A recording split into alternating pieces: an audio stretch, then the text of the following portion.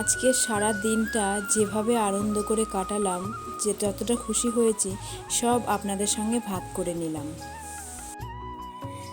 তো আজকে হলো রাখি পূর্ণিমা, আর রাখি পূর্ণিমায় আমার গোপালকে একটু না দেখালে কি হয়, তাই একটু গোপালকে দিয়েই শুরু করলাম আজকের দিনটা। তো শুভ রাখি বন্ধন। গোপালের মুখটা দেখেই দিনটা শুরু হলো, আর খুবই ভালো লাগছে।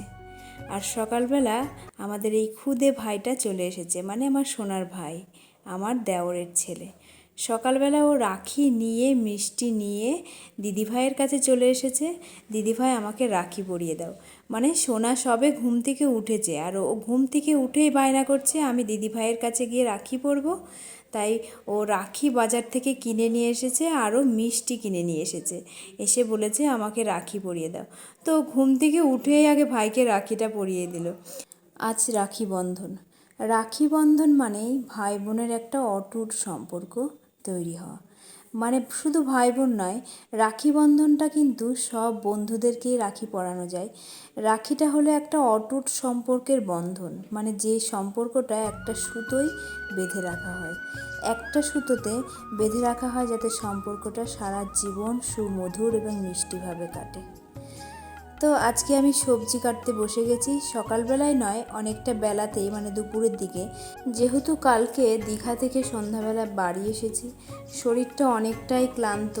মানে ঘুম থেকে উঠেছি, উঠে অনেক কাচাকুচি জামা কাপড়, বেড়াতে যাবার আগে কাচাকুচি, আবার বেড়াতে মানে ঘুরে থেকে এসে আবার কাচাকুচি। সেই কাচাকুচি করে এসেই তারপরে দুপুরে রান্না করতে লেগেছি। এই দেখুন হাঁচি হচ্ছে কি, আমার এই যে অ্যালার্জির সমস্যা, একটু ভেজা থাকলে, একটু জামা কাপড় বেশি কাচাকুচি হলেই ঠান্ডা লেগে যায়, সাথে আমার ওই হাঁচি। ওই যে হাঁচিটা আমি একবার যে দেখালাম, ওটা আমার প্রায় হাঁচি হলে পরে মিনিমাম 50টা হাঁচি একভাবে হবে। মানে তাহলে ভাবুন কতটা অ্যালার্জি নিয়ে আমি থাকি, মানে কতটা সমস্যা। আর এই হাঁচি শুরু হয় তো আর হাঁচি থামার মানে কোনো ইয়ে নেই, থামতেই চায় না। আর সমানে নাক মুখ কেটে পুরো সর্দি লেগে যায়। এই সমস্যাটা যে থেকে আমি যে কিভাবে মুক্তি পাবো আমি সত্যি নিজেই বুঝতে পারি না। এটা না আমার বংশগত, মানে আমার বাবা, কাকা, আমার মানে ঠাকুমা, এদের এই রকম। তারপরে দেখছি আমারও এরকম রোগ শুরু হয়েছে।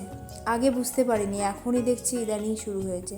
এখন মনে হয় যে বয়স হয়ে গেলে বাবা কাকাদের মতনই সেই সমস্যা হবে আমারও, অ্যালার্জির সমস্যা। তো এদিকে চালটাও ধুয়ে দিচ্ছি। সকালে মা ভাতটা করেছিল সিদ্ধ সিদ্ধ, সেগুলোই সব খেয়েছি। এখন দুপুরবেলা শুধু ভোলা মাছ নিয়ে এসেছিলো আর রুই মাছ নিয়ে এসেছিলো। ভোলা মাছের ঝালটা করব, আর রুই মাছের আলু দিয়ে শুধু ঝোল করব। আর ওদিকে বাবার নিরামিষ রান্নাটা মাই করে রেখে গেছে। আর ভাতটা কিছুটা কম পড়বে বলে আমি আবার একটা ছোট হাঁড়িতে ভাতটা একটু চাপিয়ে দিয়েছি। দিদিরা রয়েছে আজকে, ওই যে বললাম আজকে তিনটে খুশির খবর। তিনটে খুশির খবর বলতে আজকে যেমন রাখি পূর্ণিমা, তেমন আজকে জামাইবাবুও বাড়িতে আসবে। মানে জামাইবাবু যে ডাক্তারের কাছে গেছিলো দেখাতে, নিজের চেক আপ করতে, সেখান থেকে ফিরবে আজকে।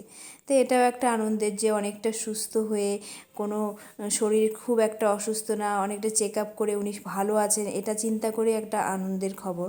তো বাড়ি যে সুস্থভাবে আসবে সেটাই চাই, সুস্থভাবে বাড়িতে ফিরুক। তো কথা বলতে বলতে আমার রান্নাটাও প্রায় কমপ্লিট। আমি একটু ঘর বারান্দা পরিষ্কার করে নিচ্ছি। রান্নাটা চাপানোই রয়েছে, আর একটু হলেই হবে। কিন্তু এদিকে বাইরে না বৃষ্টিও পড়ছে।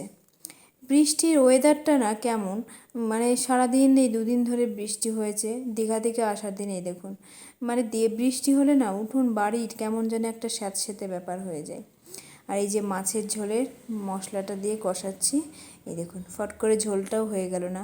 মনে হচ্ছে কি তাড়াতাড়ি ঝোলটা হয়ে গেল, কিন্তু আদেও কি তাড়াতাড়ি হয়? এর মধ্যে তো অনেক সময়ের ব্যাপার। আমরা তো শুধু একটু ভিডিও করে ফট করে দেখিয়ে দিচ্ছি, এইটুকু টাইমের মধ্যে, 10 মিনিট টাইমের মধ্যে আমরা সারা দিনের ছবিটা দেখিয়ে দিচ্ছি। কিন্তু 10 মিনিট টাইমে যদি সত্যিই হতো তাহলে তো অনেকটা সময় আমরা হাতে পেয়ে যেতাম, কিন্তু তা তো নয়।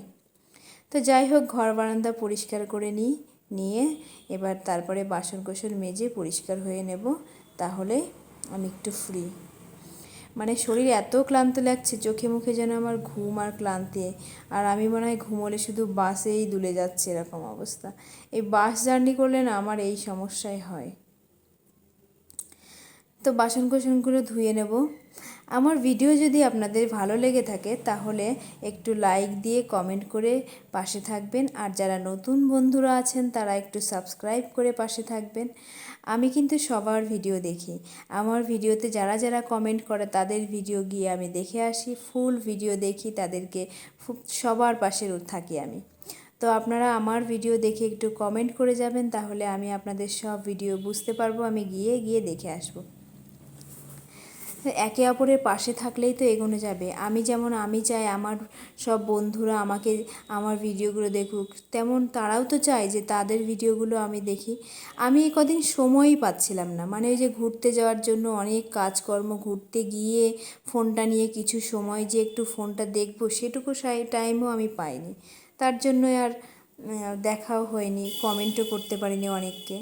তো এবার চলে এলাম রাখি পূর্ণিমার রাখি পরানোর অনুষ্ঠানে। মানে এই যে সব খুদে খুদে দাদারা সব আমাদের মানে জ্যাঠা কাকা শ্বশুরের সব ছেলেরা আর কি, ভাসুরের ছেলে, দেওরের ছেলে। এই যে এটা আমার ছোট দেওরের ছেলে, আর পাশে যারা আছে তারা হলো ননদের ছেলে আছে, ভাসুরের ছেলে আছে, মোট অনেক 5-7 জন। তো সবাইকে সোনার রাখি পরাচ্ছে। আমরাও ছোটোবেলায় সব ভাইদেরকে রাখি পরাতাম, প্রত্যেক বছরও পরাই, কিন্তু এবছর দাদা ভাইকে সবাইকে আসতে বললাম, কিন্তু ওরা দাদা শ্বশুরবাড়িতে একটু অনুষ্ঠান ছিল ওখানে আছে, অনেক অনেক দাদা ভাই বাড়িতে নেই, এই সমস্যার জন্য এবার আর আমার রাখি পরানোটা হলোও না। এবার প্রত্যেক বছর আমি বাপের বাড়িতে যাই, কিন্তু এবছরে যে দীঘা থেকে এসে না শরীর খুব খারাপ লাগছে, মানে তারপর আবার বৃষ্টিও পড়ছে, তাই আর বাপের বাড়িতে যাওয়াই হলো না। আর বাচ্চারা একটু খুশি হলেই হলো, আমরা তো এখন বয়স হয়ে গেছে, আমাদের বড় হয়ে গেছি, ছেলে মেয়েদের আনন্দতেই এখন আমরা আনন্দিত। তো এবার দেখুন দাদাদেরকে মিষ্টি খাইয়ে দিচ্ছে, মানে ওরাও অন্য জায়গায় আরও দিদিদের কাছ থেকে রাখি পরে এসে আমাদের বাড়িতে এসেছে, মানে খেয়ে দিয়ে এসছে আর কি, মিষ্টি খাচ্ছে, তাও বলছে আমাদের পেটটা ভরা। তো একটু একটু করে সবাই একটু মিষ্টি খেলো। কি আনন্দের না, ছোটোবেলায় আমরাও কত মজা করেছি ভাইদেরকে নিয়ে, ওদের জন্য এই দিনগুলোই এখন স্মৃতি হয়ে থাকে। তা আর একটা খুশির খবর এই দেখুন, আমার পার্লারে আজকে সন্ধ্যাবেলায় এলো আমার প্রিয় মানুষ। এর আগে একদিন রাস্তায় রিয়াঙ্কার সঙ্গে দেখা হয়েছিল, সেদিন কথা বলেছিলাম আজকে ও পার্লারে এসেছে দেখা করতে, আর আইব্রোটাও করবে। তো ও একটু কাজটা করে নিচ্ছিল, আমি তো ভীষণ খুশি ও আমার পার্লারে এসেছে। আমি ওকে বলেছিলাম তুমি এসো কিন্তু আমার পার্লারে দেখা করতে। তো ও যে এসেছে, সত্যি একটা ভালো মনের মানুষ না হলে পরে কিন্তু ও কিন্তু অন্য কেউ হলে হয়তো আসতো না। আমরা কিন্তু দূর থেকে ওকে দেখেছি, দূর থেকে দেখেছি খুব ভালো, কিন্তু চোখে না দেখলে যে কতটা ভালো সেটা কিন্তু বোঝা যেত না। আজকে মানে আমার সাথে মনে হয় দুদিনের আলাপ, কিন্তু দুদিনের আলাপ হলে কী হবে, মনে হয় কত বছরের আলাপ। এত সুন্দর কথা, এত সুন্দর কথা বলে, এত সুন্দর বন্ডিংয়ে কথা বলে, মিলেমিশে কীভাবে থাকতে হয় সেটা রিয়াঙ্কাকে দেখেই কিন্তু শেখা উচিত। তো ওইদিকে আমার ননদও না রিয়াঙ্কাকে খুব ভালোবাসে, আমি আর আমার ননদ দুজনেই রিয়াঙ্কাকে খুবই ভালোবাসি, আমরা ওদের ভিডিও দেখি। তো আমি যখনই জানতে পেরেছি মানে ও আমার পার্লারে এসেছে, তখন আমি রিয়াঙ্কাকে বলছি, রিয়াঙ্কা আমার ননদ কিন্তু তোমার সঙ্গে কথা বলার জন্য খুবই আগ্রহী। তখন বলে তাহলে ডাকো ওকে, সারপ্রাইজ দাও। রিয়াঙ্কা বললো তুমি বলো না, আমাকে বলো, বলো যে তুমি এক্ষুনি পার্লারে এসো, খুব দরকার। তো আমি তখন ফোন করে ডাকছি যে তুমি এক্ষুনি আসো, তো তোমার জন্য একটা সারপ্রাইজ আছে। তখনও বুঝে গেছে ঠিক রিয়াঙ্কা, বলছে রিয়াঙ্কা এসেছে। আমি বলছি হ্যাঁ রিয়াঙ্কা এসেছে। তো কাজ করে দিদির সঙ্গে কথা টথা বলে, আমাদের সঙ্গে কথা বলে অনেকটা সময় দিল আমাদেরকে। আর দাদার সমানে বাইরে বসে আছে, আমি কতবার বললাম পার্লারে এসে একটু বসুন, তো বসলো না, বলে ঠিক আছে লেডিস পার্লারে গিয়ে বসবো। তো চলে গেল ওরা। আর এই যে রাত্রে জামাইবাবু ঠিক 11:15 নাগাদ বাড়িতে ঢুকলো, মানে এটাও একটা আনন্দের বিষয়। আমরা সব অধীর আগ্রহে খেয়ে দিয়ে বসে আছি যে কখন ঢুকবে কখন ঢুকবে কখন ঢুকবে। তো ফাইনালি ঢুকে গেছে। তো ঈশানও খুব খুশি যে বাবা এসেছে, 1 সপ্তাহ বাদে বাড়িতে ফিরলো। মানে হায়দ্রাবাদে খাবার দাবারের ভীষণই অসুবিধা, 1 সপ্তাহ ধরে ঠিক খাওয়া দাওয়া ঠিক মতন করতে পারেনি। ডাক্তার দেখিয়ে প্রথমে যে চেক আপগুলো দিয়েছিল সেগুলো করে একটু অসুস্থ হয়ে পড়েছিল। তো অসুস্থ বলতে সেমন না, সেই এন্ডোস্কপি বলে না, যে গলার ভিতরে পাইপ দিয়ে ক্যামেরা করে পেটের সব ছবি তোলা, সেটা করেছে, তাতেই গলা পেট ব্যথা ছিল। আর এদিকে ছেলেরা খাবার দেখে অনেক দিন পরে বাবাকে দেখে ছেলে তো একেবারে বাবাকে জড়িয়ে ধরেছে, কি আনন্দ। আর কি কি নিয়ে এসেছে সেটা দেখা নিয়ে ওদের ব্যস্ততা, মানে ও যে বাবা এসেছে, বাবা কি কি নিয়ে আসবে দুজন দেখো, দুজনের মনে যে এত আনন্দ যে কি নিয়ে এসেছে। এটা প্রথমে দেখে না আমিও বুঝতে পারিনি ঠিক কী নিয়ে আসলো, এটা কি জিনিস কেউই বুঝতে পারছে না। আমি এবার খামটা দেখে বুঝলাম যে এটা হলো অ্যাকচুয়ালি একটা দূরবীন টাইপের ল্যাপটপ, ডিজিটাল ল্যাপটপ টাইপের।